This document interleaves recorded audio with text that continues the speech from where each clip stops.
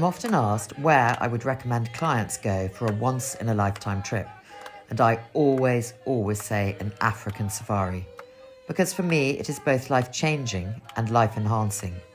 It's the land of our ancestors, the cradle of mankind, and I believe it speaks to everyone who goes there.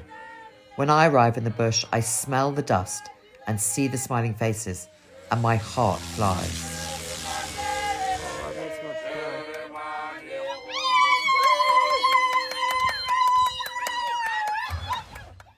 Botswana is quite simply breathtaking on so many levels and is known to be the most exclusive safari destination in the world, and this is for good reason. The country has many diverse ecosystems. The range of accommodation varies from the authentic, under-canvas mobiles to the most luxurious rooms and suites imaginable.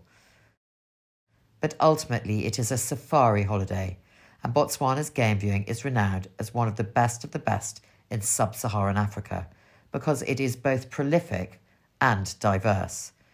But more than this, the country's tourism policy is to allow fewer camps but at a higher price.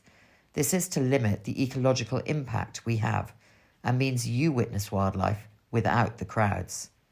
You can experience the bush from boats, in Makoros, jeeps on both day and night drives, on horseback, by helicopter, in a hot air balloon, on foot, and even quad biking at the Mahadi Pans.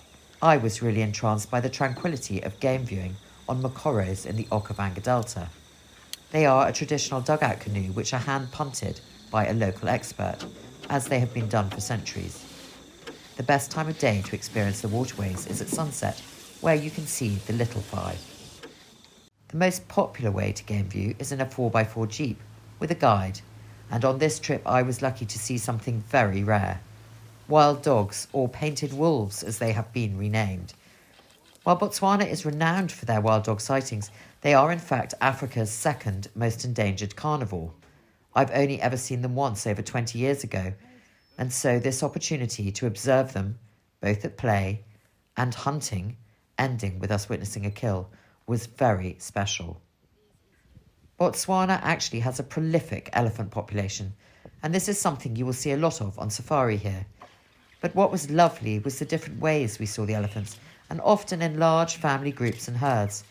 We witnessed them drinking, bathing, playing, but also in the mud baths, and you may or may not know they actually use the mud as a sunscreen to stop themselves from burning. The ultimate, in my view, was the opportunity to walk with the Abu herd at Abu Camp. These elephants choose to stay with the herd and their mahouts, but they are free to leave at any time, and some do.